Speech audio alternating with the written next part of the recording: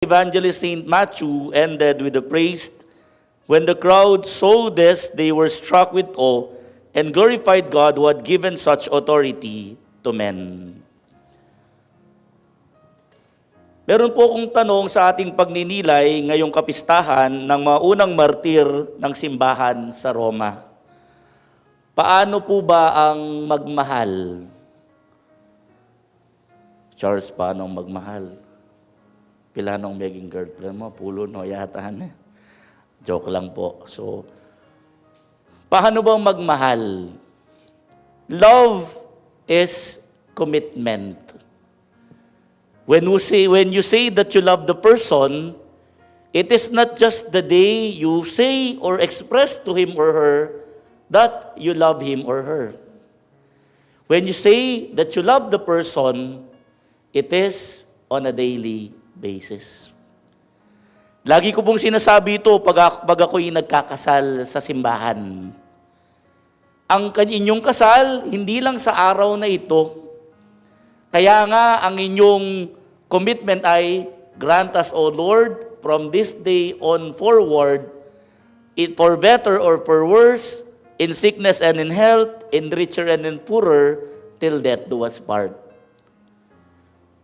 Palagay ko ito yung sinasabi ng kanta ng Ben and Ben. Mahiwaga, pipiliin ka sa araw-araw. When you say you love the person, mahal mo siya hindi lang ngayon, hindi lang hanggang mamaya, hindi lang hanggang bukas, kundi sa araw-araw habang ika'y humihinga pa. Love is commitment. When we say you are committed to someone, you are willing to be faithful to him or to her until your final breath. Yun ang ibig sabihin ng pagmamahal. Love is commitment. Pangalawa, love is forgiveness. It is the ability to forgive. You cannot say that you love, you express love, you showed love, kung hindi ka nasaktan. Part ng pagmamahal yung masasaktan ka. Malulungkot ka.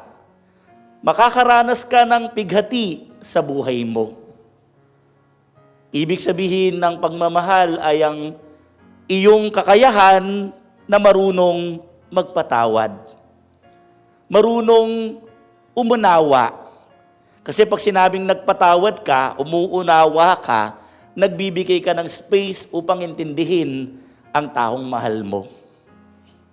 Kasi kung walang pagpapatawad sa pagmamahal, lahat ay magbabangayan, lahat ay mag-aaway, lahat ay hindi magkakaintindihan. Kaya naman, ibig sabihin ng pagmamahal ay forgiveness. Again, sabi din po nung kanta ng Ben and Ben, yung Libs, you never really love someone until you learn to forgive.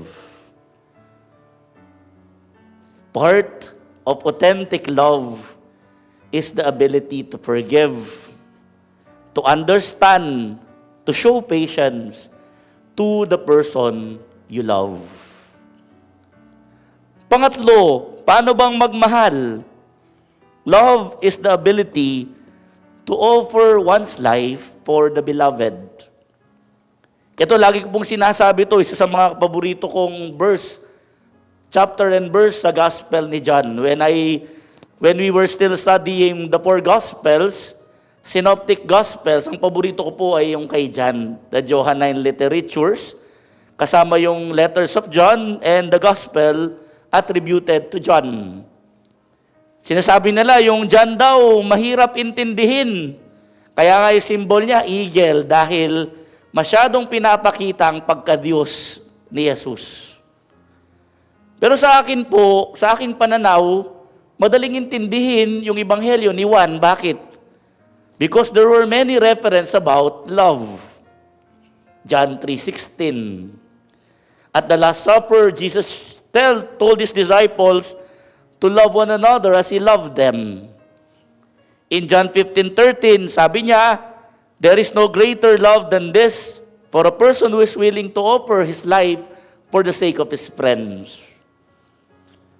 That's why in the Gospel of John, the definition of love is the ability to die for the beloved. Alam niyo po, bakit ko ba sinasabi ito? Dahil itong mga naging sandigan ng mga unang martir ng Roma. Sabi po ng isang father of the church, si Tertullian, the blood of the martyrs, the seed of Christianity. Doon sa kanyang sulat, sabi niya, nung makita ng maraming tao na namamatay ang mga Kristiyano, doon pa nagiging maraming gustong maging mga Kristiyano, tagasunod ni Kristo. Bakit kaya? Di ba? Para bang contradictory. Di ba? Tayo, pag pinapatay ang grupong yan, gusto mo bang maki-join sa kanila? Di ba hindi? I don't want to die. I don't want to become a member of this group. Makikita natin yung reason. There is this person na sumulat na address to Diognetus. Doon po sa Office of the Reading, makikita natin ito sa Liturgy of the Hours. Sabi niya, the letter to Diognetus, isa siyang witness sa Christian persecution. At sabi niya, see how they love one another. Because at the point of death, when they are being fed to the wild beast, sila'y pinapako sa krus, sila'y binibihed, inahag nila yung isa't isa, and they tell to one another, I love you with the love of Christ. With that great love for the Lord, maraming mga Kristiyano, maraming mga hindi Kristiyano gustong maging Kristiyano at namatay para sa pananampalataya. My dear brothers and sisters, the memorial of the first martyrs of Rome, tinuturo sa atin kung paano ba magmahal. Paano ba mahalin ng Diyos? Love is commitment. When we express that we are followers of the Lord, it is not just today. It is not just tomorrow. It is not just when we are inside the chapel or in the church. Even in our workplace, even when we are outside our comfort zones, we are called to show our commitment to the Lord, our expression of love for Him and for the people whom He loves. When we express that we are followers of the Lord, that we love the Lord, we must learn how to forgive. Because unforgiveness will give us burden. Forgiveness will make us truly happy. Unless we learn to forgive, we will not become truly happy. And we cannot say that we truly expressed and showed love.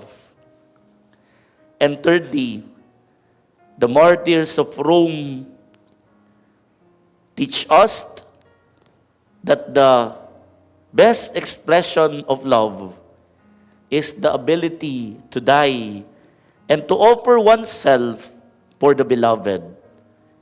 And who is that beloved? It is the Lord. It is Jesus whom we follow.